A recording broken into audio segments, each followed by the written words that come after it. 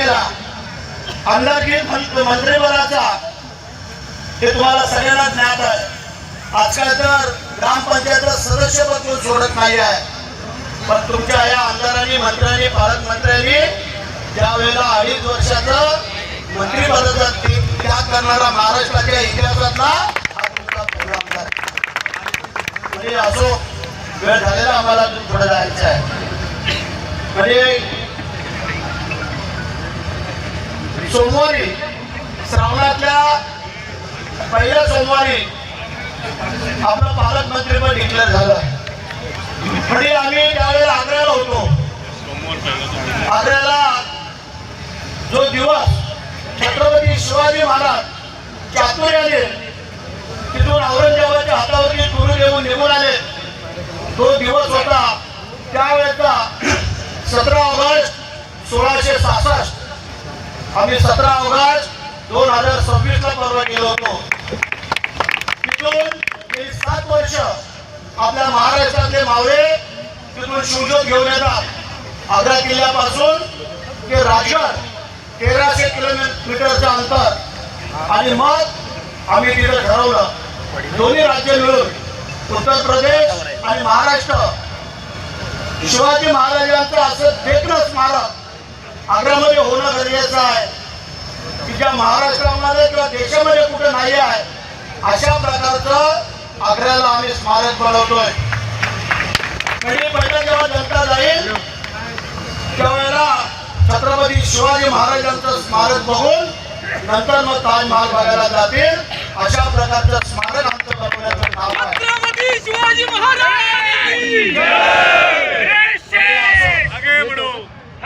मी आमदार होऊ शकलो आणि 4 वेळेला आमदार झाल्यानंतर मंत्री झालो.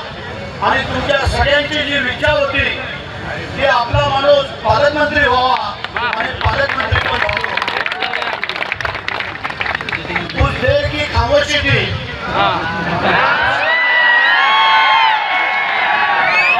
देर की खामोशी थी.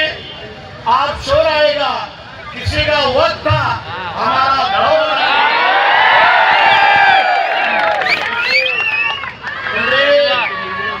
सबूरी का फल मीठा होता है. भगवान के घर में दे रहे अंधेर नहीं है.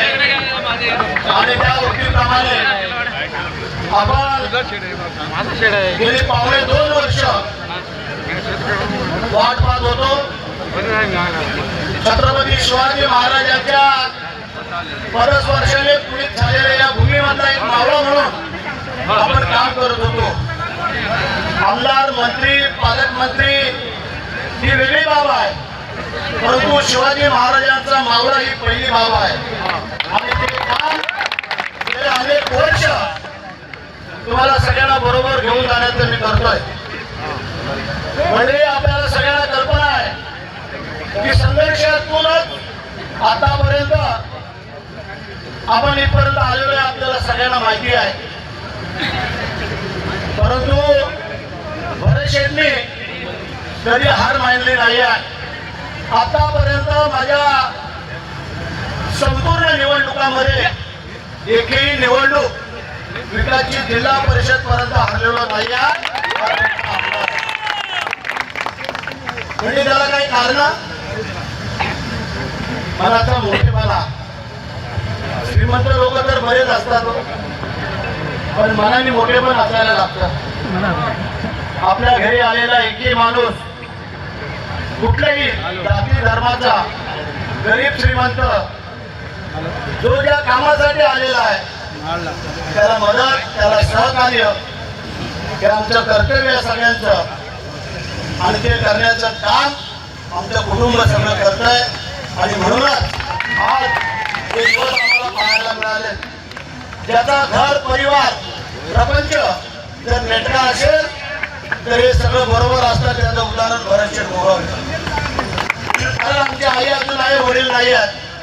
आईने केलेली मेहनत वडिलांचा प्रामाणिकपणा मग असणारे आमचे चुलते मग असणारे माझे भावंड माझी बहीण असतील माझे भाऊ असतील नंतर आमची धर्मपत्नी मग आमचा मुलगा असेल आमच्या मुली असतील आणि मग सर्व तुम्ही माझे कार्यकर्ते पदाधिकारी आणि माझे शिवसैनिक हे जे आज पालकमंत्री पण मिळालेलं आहे, ज्या जिल्ह्याच्या जनतेने देव पाण्यात म्हणून ठेवले होते भरतशेठसाठी, हे पालकमंत्री पद रायगड जिल्ह्याच्या जनतेच्या चरणी अर्पण करतो.